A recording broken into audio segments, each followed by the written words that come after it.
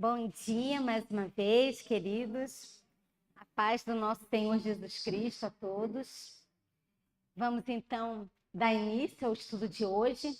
Ontem nós estudamos sobre o Evangelho Eterno, sobre o que é o Evangelho Eterno, a justiça de Cristo, que foi concedida a cada um de nós. Estudamos sobre a herança que foi confiada a nós, né? Nós temos estudado sobre o pacto abraâmico e como essa herança foi repassada para aqueles que creem. E agora nós vamos falar um pouco sobre, dentro do Evangelho Eterno, a restauração do primeiro domínio. Qual foi o domínio que Deus deu ao homem quando ele foi criado? E esse domínio foi perdido. E como que esse domínio vai ser restaurado? Então, algumas perguntas e algumas afirmações nós podemos fazer. Qual é o significado da redenção? Da redenção que nós estudamos ontem. A perda do domínio original. Quando que aconteceu? Quando que aconteceu a perda do domínio original que Deus deu ao homem? Na queda, né? Quando o homem pecou.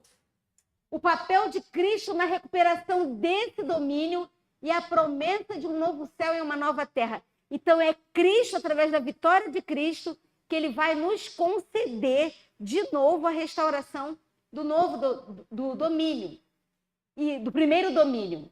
A gloriosa promessa de restauração de todas as coisas e como entender o plano eterno de Deus para a humanidade. Qual é o significado da redenção? Redenção significa recomprar o que foi perdido. E o que foi perdido? Foi perdida a vida eterna, foi perdido o quê? A nossa própria vida, foi perdido o domínio, tudo foi perdido com o pecado. Então, foi recomprar. Então, o que significa recomprar? Recomprar com dinheiro?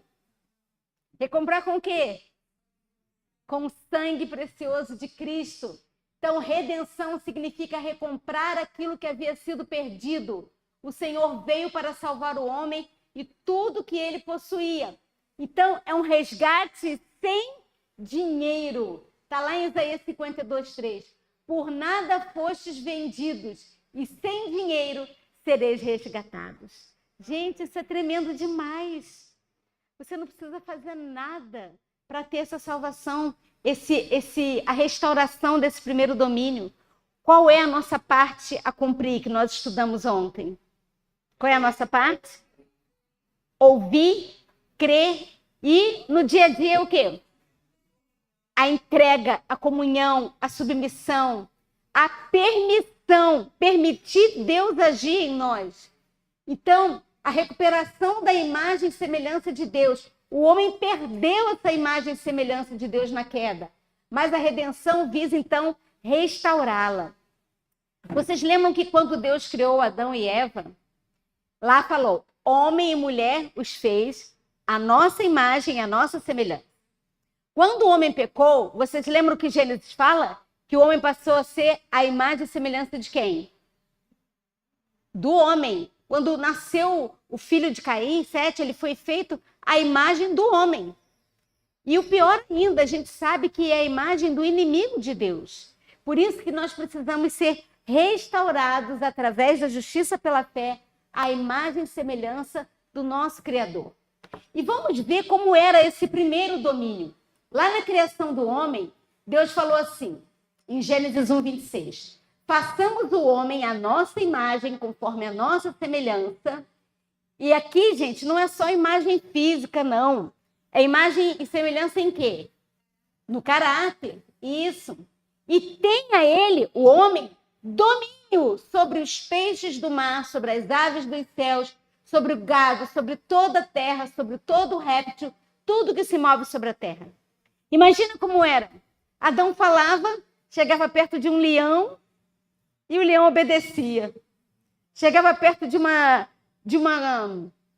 sei lá, um cachorro, sei lá o que fosse, criado, e ele era sujeito, os peixes eram sujeitos a ele. Mas com o pecado, ele perdeu esse domínio sobre toda a criatura. Olha lá o domínio que foi concedido, confirmando em Gênesis 1, 28. E Deus os abençoou e lhes disse: frutificai e multiplicai-vos, e enchei a terra, e sujeitai-a, e dominai sobre os peixes do mar, sobre as aves do céu, sobre todo animal que se move sobre a terra. Então, Adão tinha total controle de todas as criaturas de Deus. Interessante isso, devia ser tremendo, né? Esse convívio de Adão com os seres criados, né? Os animais. Adão tinha total domínio sobre todos os seres criados. Só que com o pecado, o que aconteceu? É o contrário. Os animais passaram a dominar o homem. Imagina, Adão não podia chegar perto de uma onça, que a onça poderia devorá-lo. Né? Só não devorou porque Deus não permitiu. Vamos lá. Então, com a perda do domínio, vejam lá, olha, o anjo expulsando Adão e Eva do paraíso, do jardim do Éden. A criação, o homem recebe o domínio sobre toda a criação, nós vimos agora. Com a queda, o pecado entra no mundo e o homem perde o seu domínio. E quais são as consequências? Não vemos ainda todas as coisas sujeitas a ele. E a palavra de Deus fala que todas as coisas serão sujeitas novamente ao homem. Mas quando que isso vai acontecer? Quando? Na nova terra, no novo céu primeiro, né? Na nova terra, com certeza. Cristo Redentor, aqui, o Redentor do mundo, através da redenção. A encarnação fala que Jesus foi feito menor que os anjos. Tem uma versão, inclusive está no livro Concerto Eterno, mostrando essa versão que fala assim: ele foi feito menor que os anjos por um pouco de tempo. Em que tempo que ele foi feito menor que os anjos? Quando ele esteve aqui na Terra como homem, né? Com certeza. O sacrifício provou a morte por todo homem, todos os seres humanos.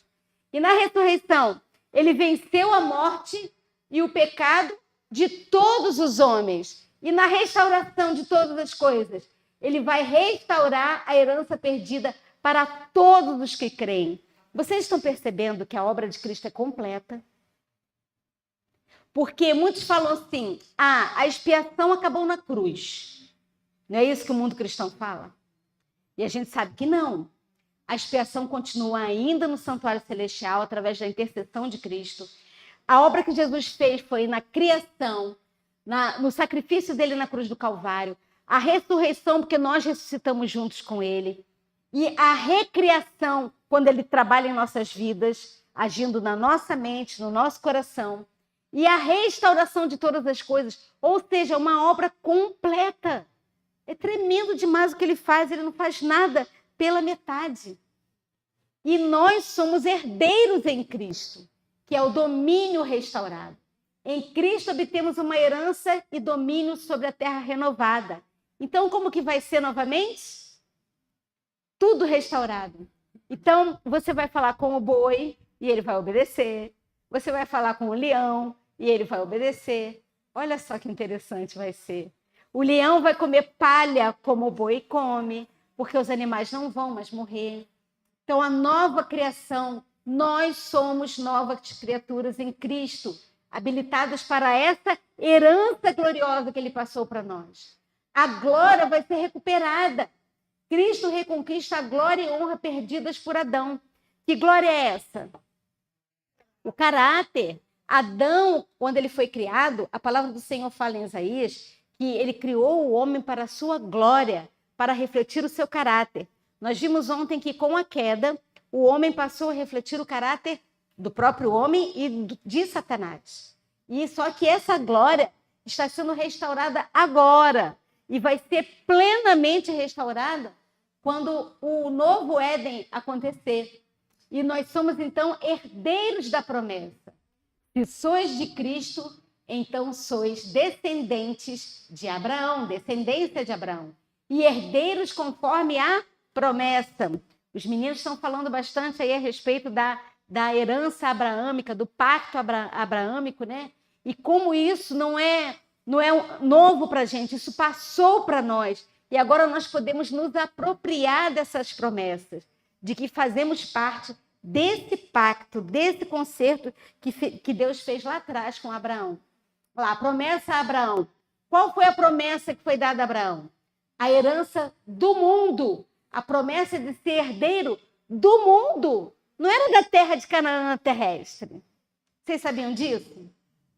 Que Deus prometeu dar a Abraão todo o domínio do mundo. Olha só, a justiça da fé, nós já vimos, passou para ele. E ele creu, simplesmente creu. E aquilo foi imputado como justiça. A palavra do Senhor fala que não pela lei, mas pela fé. E herdeiros em Cristo. Por quê? Os que são de Cristo são herdeiros de Abraão. Então, a única forma de nós herdarmos esse pacto, esse concerto abraâmico é através de Cristo. Quem não crê em Cristo está fora do concerto. Isso é muito sério. Então, a promessa de que havia de ser herdeiro do mundo não foi feita pela lei a Abraão ou a sua posteridade, mas pela justiça da fé. Isso está em Romanos 4:13. Então, a restauração prometida, a restauração do primeiro domínio, olha como vai ser. A gente sabe que a queda do homem trouxe a perda da herança e do domínio.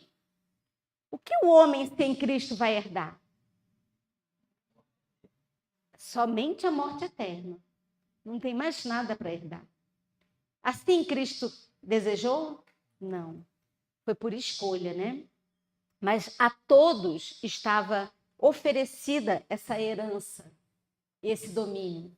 A promessa inicial é: esta te ferirá a cabeça e tu lhe ferirás o calcanhar. Gênesis 3:15. Lá nas profecias de Daniel tem uma promessa também que o reino seria dado ao povo dos santos do Altíssimo. E na vinda de Cristo, a restauração de todas as coisas. Então, nós vemos na Bíblia várias promessas. Não é só a promessa da restauração na vinda de Cristo. Essa promessa é uma realidade na nossa vida hoje, quando nós permitimos Cristo agir na nossa vida, na nossa mente, no nosso caráter, transformando completamente o nosso ser. Quando Ele habita em nós, por permissão nossa. Ele está batendo na porta do nosso coração. E Ele está de que lado? Quando aquele que não aceitou ainda, Ele está do lado de fora batendo. Mas louvado seja o Senhor, que o nosso coração já foi aberto para Ele. Ele não está mais do lado de fora, pedindo para entrar. Ele já está dentro, agindo em nossa vida. E oremos por aqueles, principalmente os nossos parentes, nossos amigos, todos do mundo que ainda não abriram a porta para Jesus entrar. Ele está do lado de fora, ele não invade, ele respeita.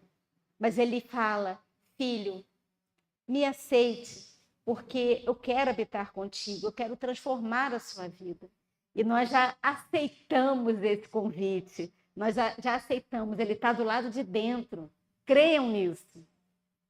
Então, a vinda do Senhor Jesus Cristo vai ser a promessa de restauração total, completa, o qual convém que o céu contenha até os tempos da restauração de quê?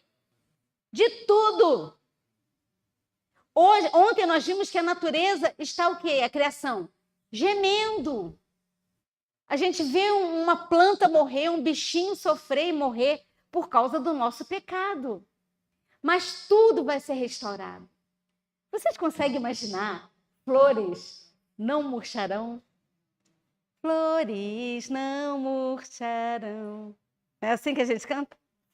Imaginar os animais não morrerem mais. Tudo isso é por causa de quê? Da longanimidade de Deus.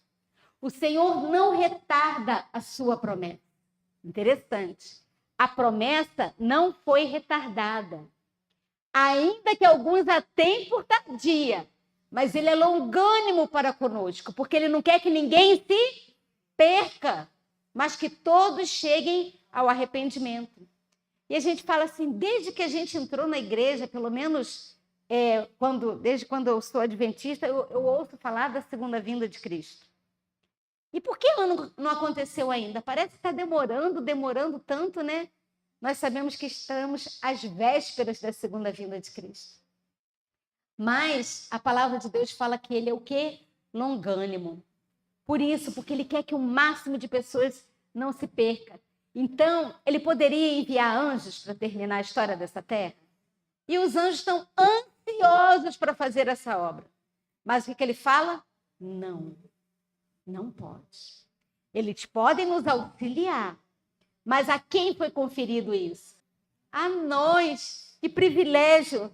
Seres caídos, falhos, que reconhecem a sua pequenez, mas que foram redimidos pelo sangue de Jesus. Que privilégio poder dar o alto clamor, pregar esse evangelho eterno.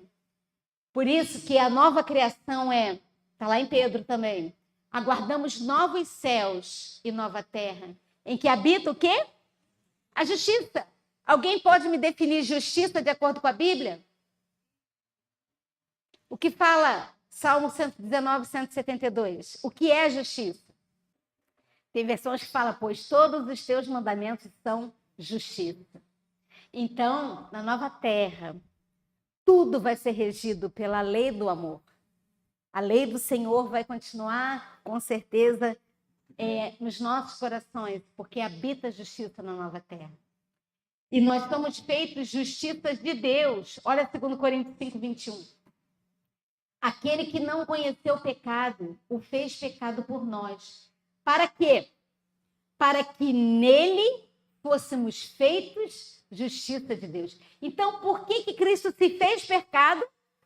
Para que nele nós fôssemos feitos justiça de Deus. Então, Cristo sem pecado carregou os nossos pecados. Ele não conheceu o pecado, mas tornou-se pecado por nós. Qual o propósito divino? O objetivo é que sejamos feitos justiça de Deus em Cristo. Vocês sabem por que Jesus sofreu a agonia no Getsemane? Aliás, vamos fazer uma outra pergunta. Quando que Jesus foi ferido por causa dos nossos pecados? Na cruz ou no Getsemane?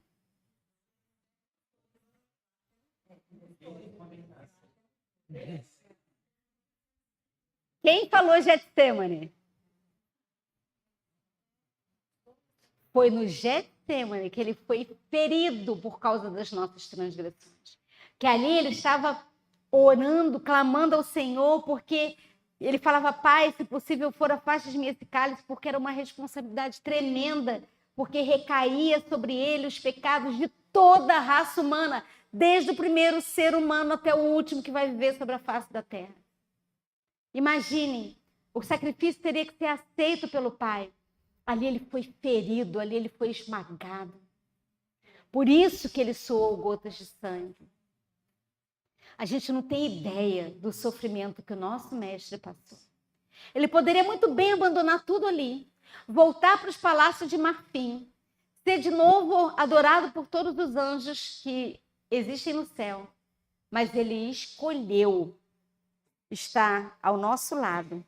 Ele escolheu dar a vida por nós. Ali ele foi o ferido de Deus.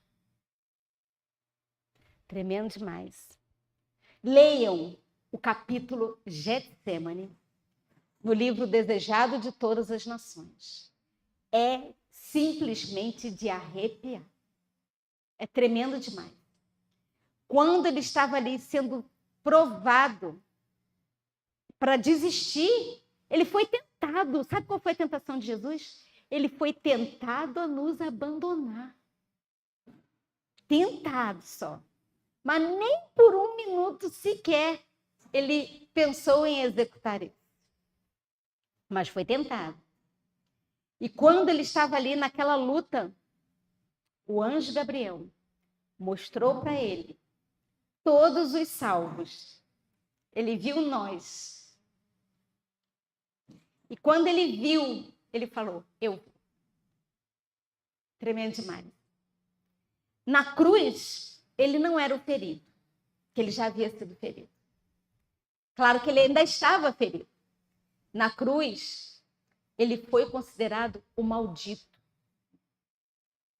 Que coisa terrível, né? A palavra do Senhor fala. Porque sobre ele todo o pecado da raça humana caía. A ponto dele falar, Deus meu, por que me abandonaste? A irmã White fala que o Pai desceu, estava aos pés da cruz.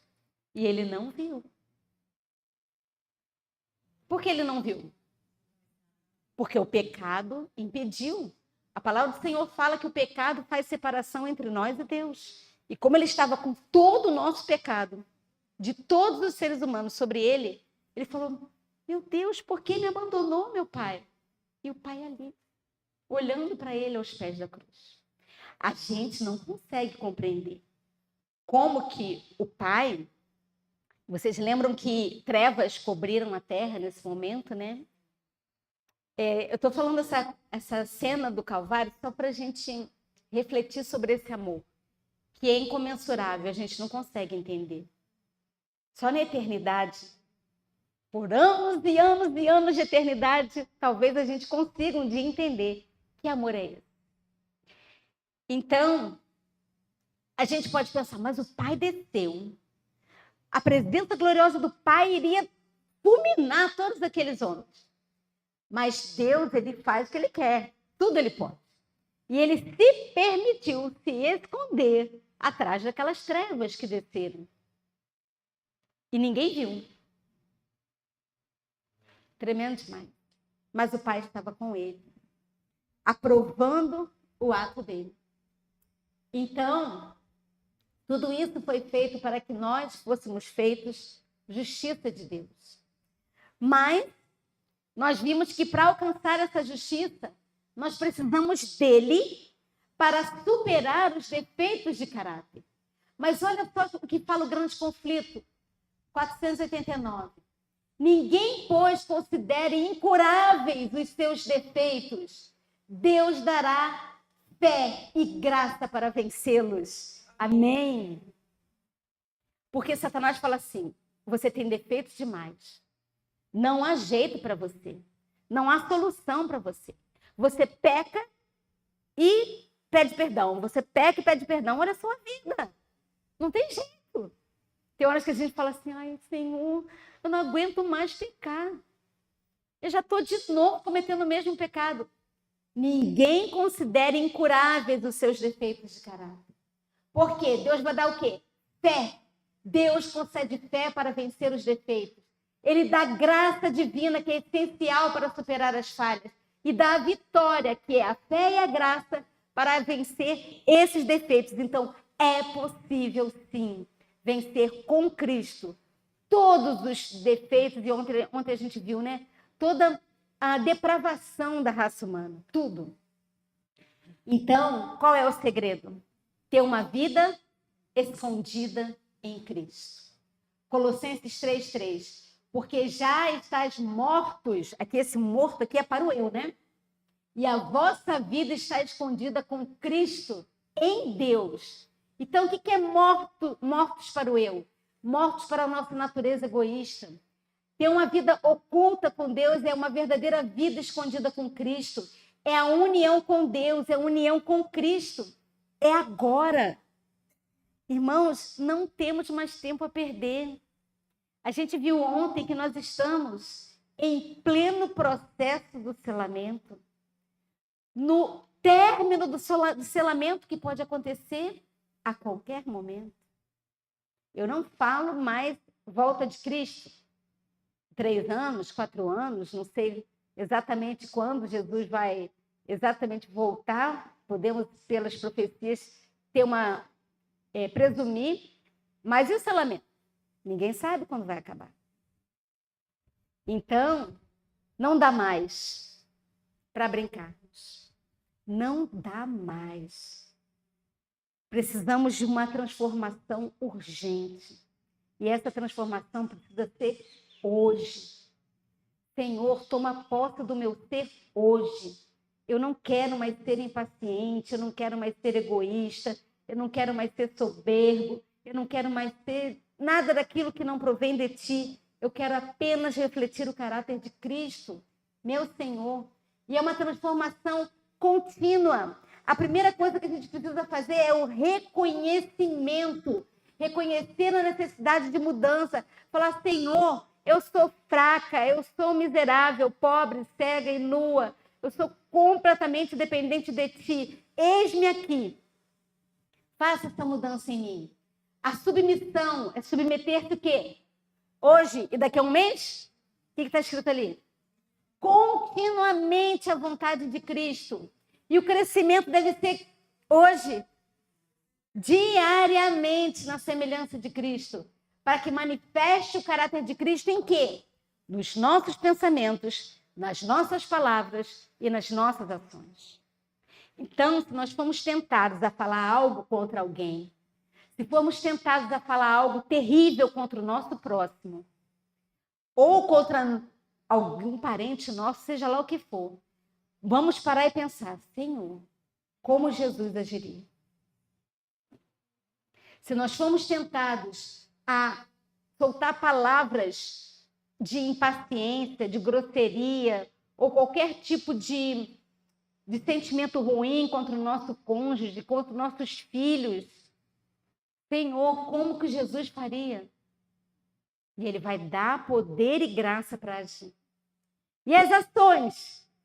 Porque pensamentos e sentimentos formam caráter. E a gente sabe que o caráter vem dos hábitos e das ações. Então, o que vai aqui, a gente acaba fazendo. Então, a gente tem que pedir para ter pensamentos, sentimentos e ações de Cristo. Como que Jesus agiria? Qual é o caráter de Cristo? Alguém pode me dar aqui um exemplo de uma característica do caráter de Cristo? Mansidão, amor, humildade, justiça, domínio próprio, bondade, sabedoria, compreensão. Oi? Conhecimento? Conhecimento. Isso mesmo, Luquinhas. É isso tudo que a gente precisa. Precisamos cultivar, não por nós, mas é Cristo agindo em nós. Então, vivendo a justiça de Cristo. Como? Pela fé. O primeiro passo para viver a justiça de Cristo é a fé. Sem fé é impossível agradar a Deus. E o que é fé? Alguém pode definir o que é fé?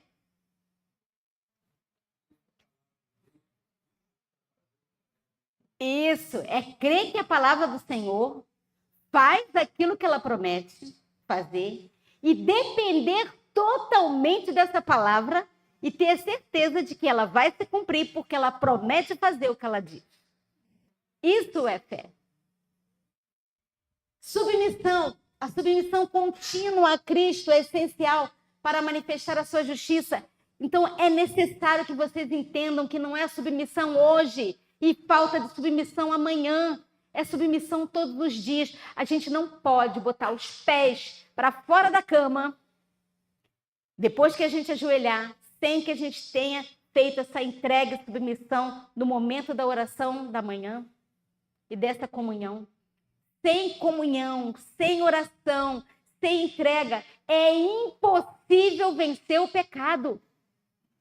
Porque a natureza humana, ela clama para o pecado. A natureza humana nos atrai a pecar. É muito mais fácil a gente ser atraído. Mas espera aí. Vamos pensar uma coisa. Onde abundou o pecado, superabundou a graça. Então, se o pecado é irresistível, muito mais irresistível tem que ser o quê? A graça. Então, nós temos que falar, Senhor, eu preciso dessa graça. O pecado está me atraindo, mas a graça tem que atrair muito mais. Só que a gente não dá valor à graça assim como a gente dá valor ao pecado. E a transformação do caráter é o resultado visível de viver a justiça de Cristo. É quando você não precisa anunciar, que as pessoas vão perceber. Eu já vi pessoas falando assim, eu estou 2 meses sem pecar. Já vi pessoas no púlpito pregando assim. Falei, misericórdia.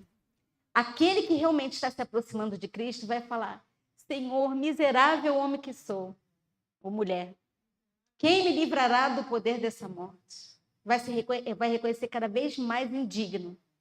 Mas não que você vai cantar santidade, mas as pessoas que estão à sua volta vão falar, gente, essa pessoa se irritava, ela era brava, como ela está mansa? Não é ela, é Cristo nela. Ela nem percebe. Isso é o que? Essa transformação. É o resultado visível do viver a justiça de Cristo. Ao abraçarmos essas verdades e vivermos em constante comunhão com Cristo, experimentamos uma transformação profunda, manifestando sua justiça em nossas vidas diárias. E a gente vê que a palavra do Senhor ela é criadora e sustentadora. Então, a criação original, nós já vimos, pela palavra do Senhor foram feitos os céus e todo o exército dele pelo sopro de sua boca. É a sustentação atual, a palavra que criou a terra, é a que a sustenta hoje e sustenta as nossas vidas, porque a mesma palavra que criou todo mundo é a mesma palavra que nos redime. Então, nós vimos ontem que criação e redenção foi o mesmo poder. E a futura renovação, aguardamos novos céus e nova terra em que habita a justiça. Isso aqui é a restauração do primeiro domínio que vai ser devolvido para nós. Vamos ver de novo a longanimidade do Senhor. O tempo foi estendido. O Senhor estende o tempo para dar oportunidade de arrependimento. Vamos ver primeiro aqui o texto de 2 Pedro 3,9. Ele é longânimo para conosco, não querendo que alguns se percam, senão que todos venham arrepender-se. E isso acontece por amor. Deus não quer que ninguém se perca. Justiça e misericórdia há um equilíbrio. Porque Deus ainda está com a sua mão estendida sobre nós para nos abençoar, para nos proporcionar. Mas a gente sabe que o tempo de graça está acabando. E a ira de Deus vai recair sobre o pecado. E o pecador que não parar de agarrar o pecado, vai sofrer a ira do Senhor. Terrível isso, né? Então, a obra de Cristo em nós vamos ver aqui em Caminho a Cristo 62. E ainda mais, Cristo mudará o coração, nele habitará pela fé e contínua submissão da nossa vontade a Cristo, deveis manter essa ligação com Ele. Enquanto isso fizerdes, Ele operará em vós o querer e efetuar segundo a sua vontade. Assim, atuando Cristo em vós, manifestareis o mesmo Espírito e praticareis as mesmas obras. Que tremendo! Como praticar as mesmas obras que Cristo? Permitindo Ele estar em nós. Então, há uma mudança de coração. Cristo habita em nós pela fé. Há uma submissão contínua da vontade a Deus e a manifestação plena do Espírito de Cristo. Isso é o que significa evangelho. Isso é o que significa redenção. Que Deus está oferecendo a nós. E o grande clímax, a obra completa, Deus completará a sua obra. A justiça abreviada, a obra será abreviada em justiça. O Senhor fará breve a sua obra sobre a terra, porque Ele completará a sua obra e abreviá-la em justiça, porque o Senhor fará breve a obra sobre a terra. Romanos 9, 28. Está acontecendo ou não agora na terra? Gente, a nossa geração está vivenciando isso. A obra de Deus sendo abreviada sobre a terra. Quem aqui acredita que o autoclamor já começou? Ou estão ainda esperando o autoclamor no futuro? Começou agora, sim ou não?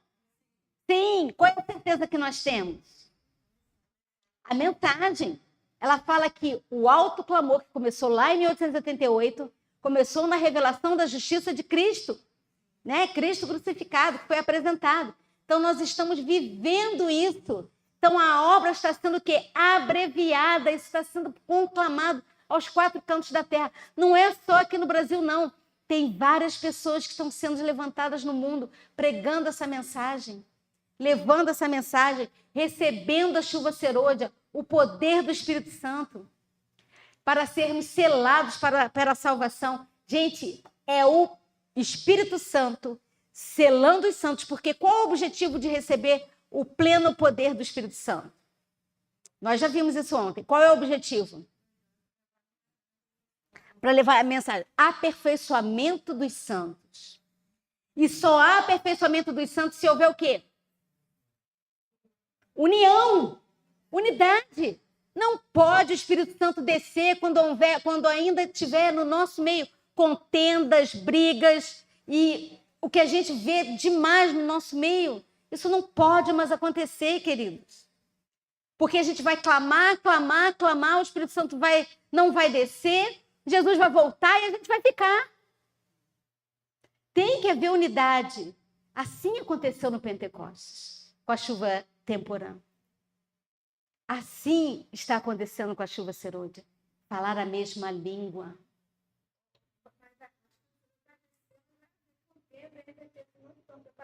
Sim, ela já está descendo, a gente sabe, né? E vai haver contendas, sim, a gente sabe. Por quê?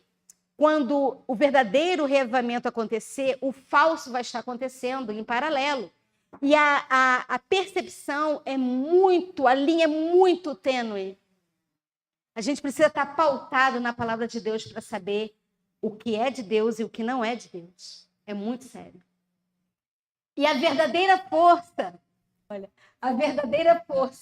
o homem mais forte é aquele que, conquanto sensível à ofensa, restringe ainda a paixão e perdoa os inimigos. Ah, queridos, assim Jesus agia. Isso é muito sério. Conselho para a Igreja 202. Mesmo sendo ofendido, você restringe a paixão, não revida e perdoa aquele que está te perseguindo. É tremendo demais isso. Isso é só Cristo que faz, não tem outra maneira. Só Jesus agindo em nós. Essa é a verdadeira força. Esse é o verdadeiro caráter. Ah, como estamos longe disso, como eu estou longe disso, como eu careço dessa misericórdia do Senhor a cada dia. Esse é o meu clamor todos os dias. Então, mas nós desejamos obedecer, sim ou não? Sim. Olha só que palavra mais tremenda. Se está no coração obedecer a Deus. Está ou não está no nosso coração obedecer a Deus? Amém. Se são feitos esforços nesse sentido. Qual esforço? Para parar de pecar? Não. Está tentando o impossível. Qual é o nosso esforço? Estar em comunhão, submissão, permitir Cristo agir. Deus não vai forçar você a ler a Bíblia. Deus não vai forçar o seu joelho a dobrar e orar. Então é um ato seu. Senhor, me faz ler a tua palavra, eu quero orar.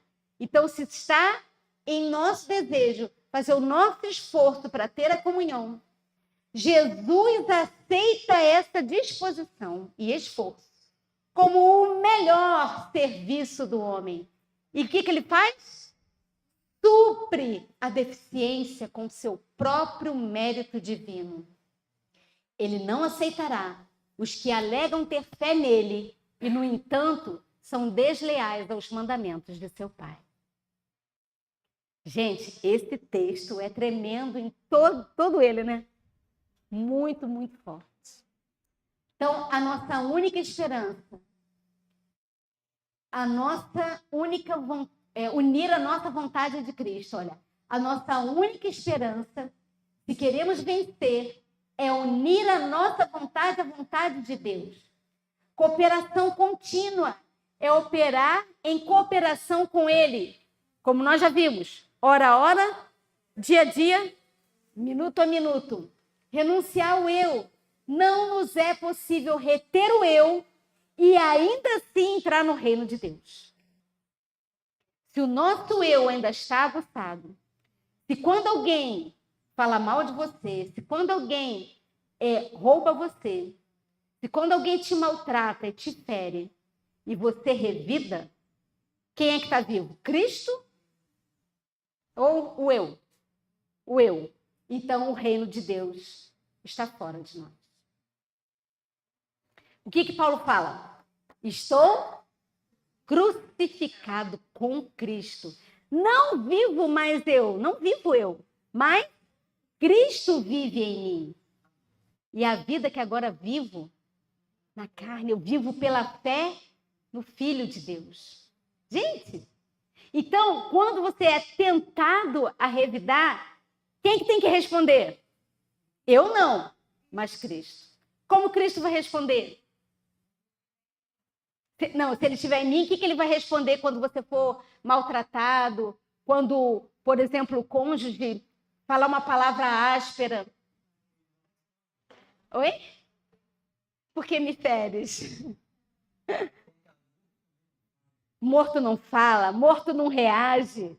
Exatamente. Então, só quem pode reagir em nós? Cristo. Então, qual vai ser a reação quando você for, de alguma forma, injuriado? Qual vai ser a sua resposta para aquela pessoa que te injuriou? Você me maltratou, mas eu amo você. Eu quero ver a sua salvação. E isso pode conquistar essa pessoa que está maltratando e ela também se submeter a Cristo. Porque a partir do momento que você revida brigando, a outra pessoa fica com mais raiva ainda. Não é?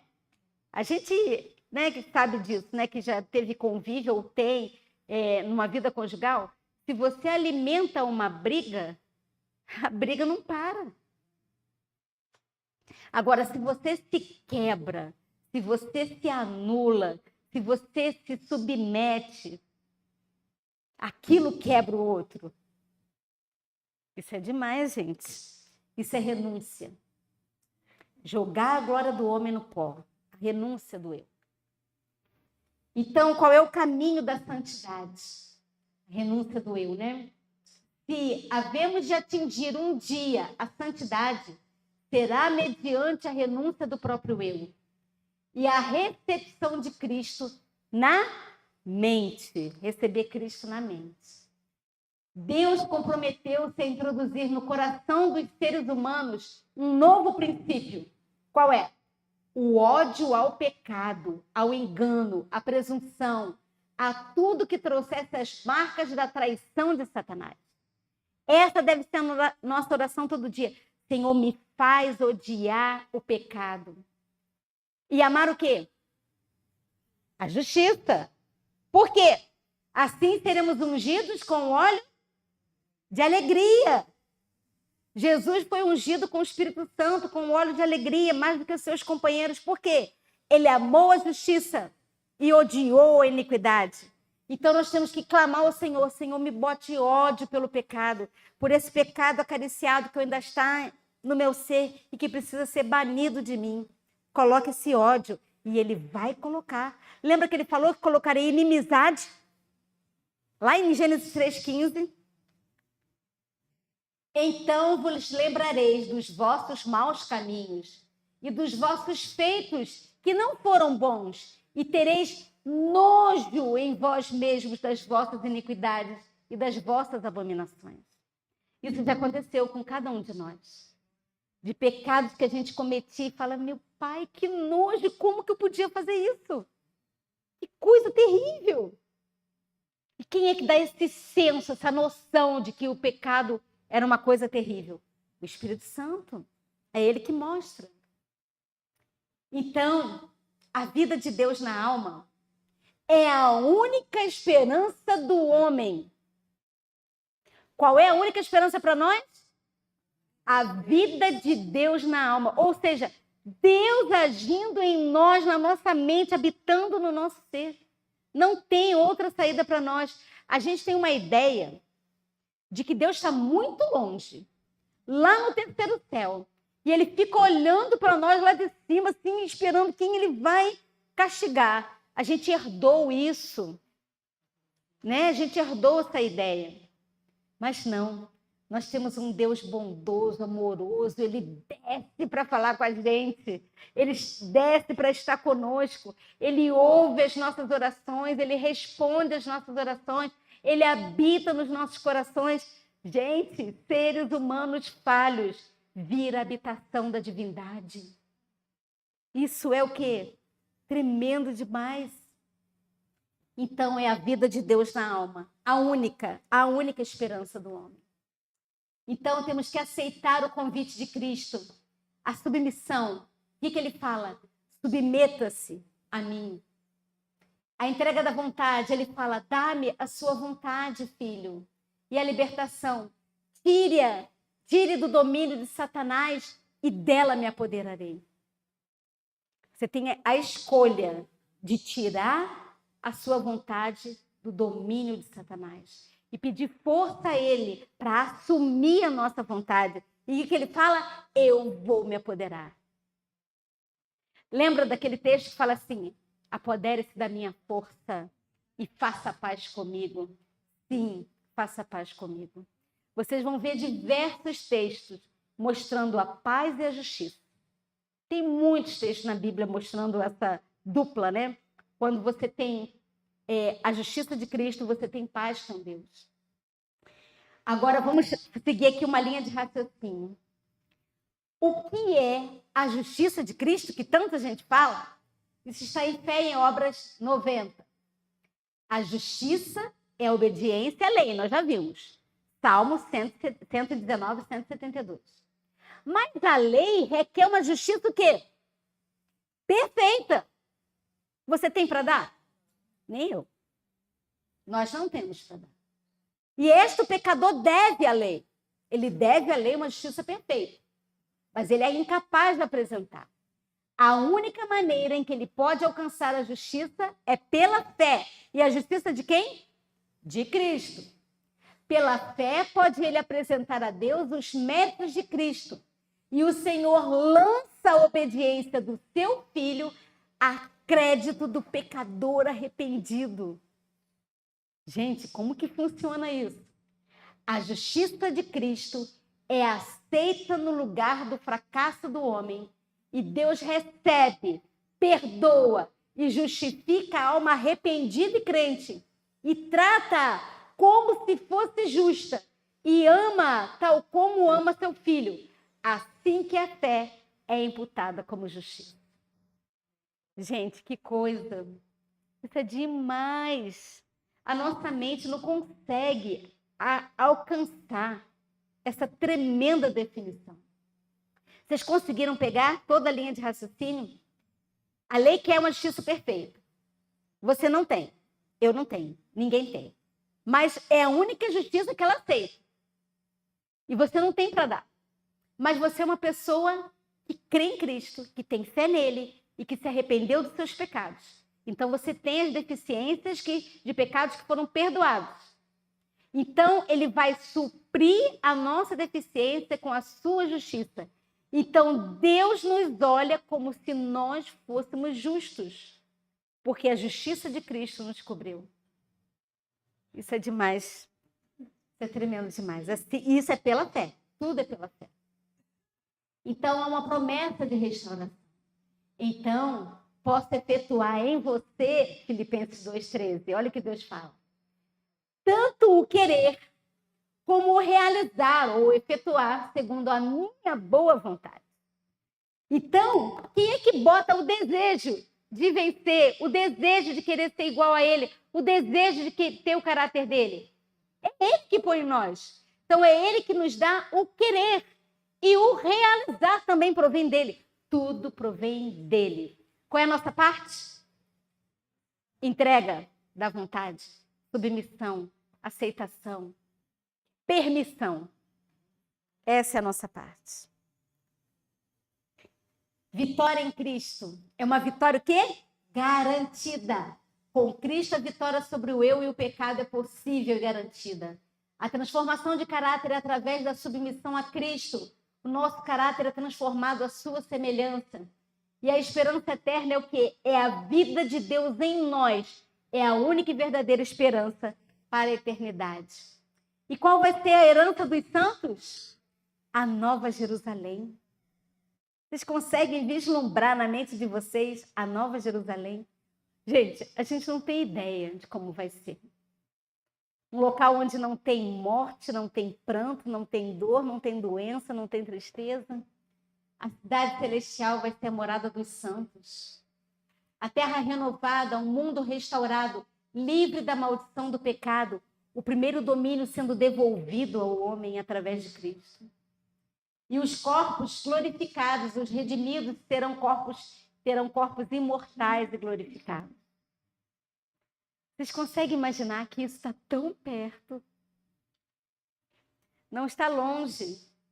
Eu não consigo compreender quando eu ouço algum adventista falando assim: Jesus vem daqui a 50 anos.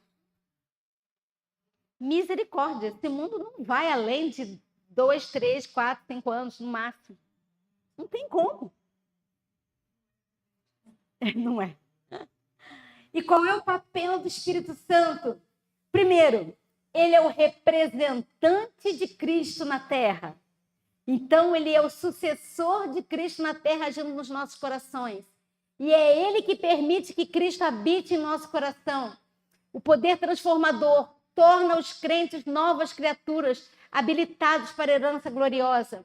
E Cristo no homem é a esperança da glória. Tudo isso é proporcionado pelo Espírito Santo. Agora, estamos nós orando pelo dom do Espírito Santo? Há uma grande diferença entre o dom do Espírito Santo e os dons do Espírito Santo. O que é o dom do Espírito Santo? Ele mesmo. É receber ele mesmo em toda a plenitude. Ele age na nossa mente, age na nossa vida todo dia, assim que a gente permite. Mas ele quer dar a plenitude para cada um de nós. Por quê? Porque ele sabe que somente tendo o dom do Espírito é que teremos, olha uma coisa depende da outra, é que teremos os dons do Espírito para a edificação da igreja, para a união do corpo de Cristo. E tendo os dons, os santos vão ser aperfeiçoados e unidos. E uma vez aperfeiçoados e unidos, teremos o quê? Qual é a última obra que ele faz? Selados. O selo da redenção. Alguém vai ser selado sem ter o Espírito Santo? Alguém vai ter o Espírito Santo enquanto houver no nosso meio desunião? Como que os discípulos receberam o Espírito Santo na chuva temporânea? Como eles estavam? Uniram em oração, acabaram as dissensões. O que mais? Havia o que entre eles? Perdão, amor, um suprir a necessidade do outro. Isso, unanimidade. O que mais? Comiam juntos, estudavam juntos. Não é só juntar panela não, viu, gente? Suportando uns aos outros. O que é suportar uns aos outros? Não, isso é dar suporte. Não é aturar, não, porque aturar a gente tem que aturar todos, com certeza. Jesus suportava até os inimigos no sentido de aturar, é no sentido de dar suporte. Está um irmão fraco na fé, está triste, nós temos que ajudar. Então havia essa cumplicidade. Aí o Espírito Santo desceu. É assim que ele vai descer. É assim que ele vai terminar a história dessa terra. Então, Cristo libertador, a liberdade em Cristo, seja qual for a má prática, olha só, a dominante paixão que devido à longa condescendência acorrenta a alma e o corpo, Cristo é capaz de libertar e anseia fazê-lo. E comunica vida à pessoa morta em ofensas. Então, seja lá qual for o pecado que você está preso, que eu esteja presa, há liberdade em Cristo. Ali, ó, a liberdade. Porá em liberdade o cativo preso pela fraqueza, o infortúnio e as cadeias do pecado. Cristo anseia libertar aqueles que estão presos. Não sei se vocês já leram no livro Caminho a Cristo não, foi no Ciência do Bom Viver. A irmã White fala que algumas doenças crônicas, Jesus nem sempre curava na hora. Por exemplo, o coxo, o cego, às vezes nem todos aqueles que estavam cegos ele curava. Mas qual a doença que sempre ele curava imediatamente? Quem falou? a lepra. Por quê?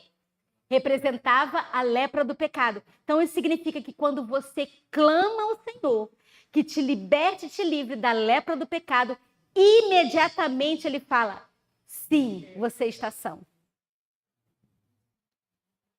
Gente, tremendo demais. Senhor, se tu podes,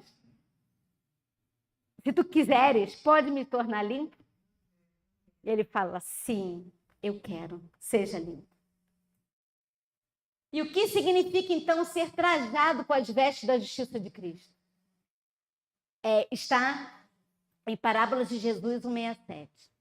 Ao nos sujeitarmos a Cristo, nosso coração se une ao seu. A nossa vontade emerge na sua vontade. O nosso espírito, ou a nossa mente, torna-se um com o seu espírito. Os nossos pensamentos são levados cativos a ele. Vivemos a vida de quem? A nossa ou a dele? Vivemos a sua vida. Isto é o que significa estar trajado com as vestes da justiça de Cristo. Quem quer essa veste? Amém, Senhor. Deus seja louvado. Todos nós queremos. Sem ela, nós não vamos entrar no céu. Então, o poder do crente mais fraco, olha só, humildade.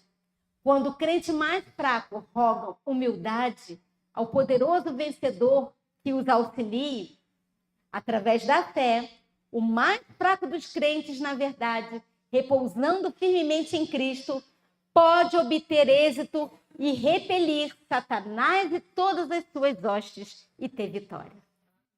Por mais fraco que sejamos, pela fé em Cristo, nós podemos falar, sai Satanás daqui, porque Jesus habita em mim. Assim deve ser a nossa frase.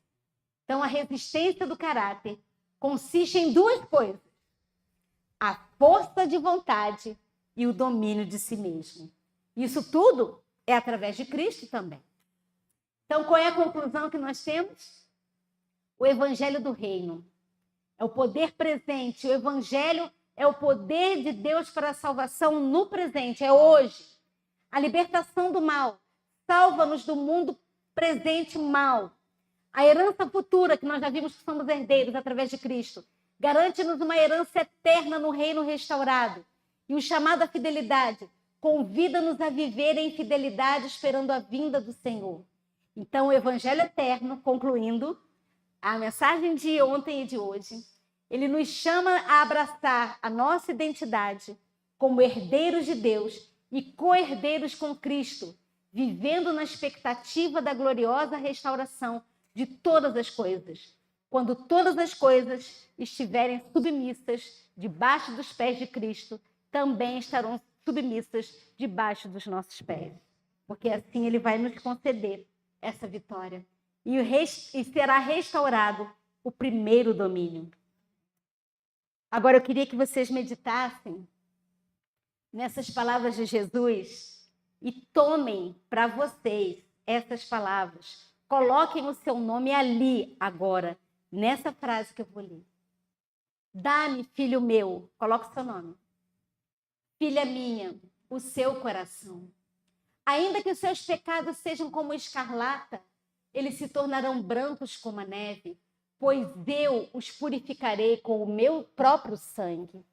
Eu os tornarei membros da minha família, filhos do celeste Rei. Recebam o meu perdão, a minha paz que de graça lhes dou. Eu os vestirei com a minha própria justiça, a veste nupcial, e os tornarei aptos para a ceia das bodas do Cordeiro. Quando vestidos com a minha justiça, como? Olha o segredo da vitória. Por meio do orar, do vigiar e do diligente estudo da minha palavra. Vocês estão vendo como que se veste a justiça de Cristo? Vocês serão capazes de alcançar um elevado padrão. Compreenderão a verdade e seu caráter será moldado por uma influência divina, pois esta é a vontade de Deus, a vossa santificação. Que tremendo. Essas palavras de Jesus são de arder o coração. É o que ele quer fazer em nós. é o que Ele está fazendo em nós. Vamos nos apropriar dessa palavra. Eu vou pedir agora também para vocês colocarem o seu nome nesse último chamado de Jesus. Cristo diz ao ser humano, Cristo diz a Elisa, Cristo diz a Joyce, a mim, você é meu, eu o comprei, você é agora apenas uma pedra bruta, mas caso se coloque em minhas mãos, eu o polirei, e o brilho com que você há de brilhar trará honra ao meu nome. Ser humano algum o arrancará da minha mão. Farei de você meu tesouro particular, e no dia da minha coroação, você será uma joia em minha coroa de regozijo.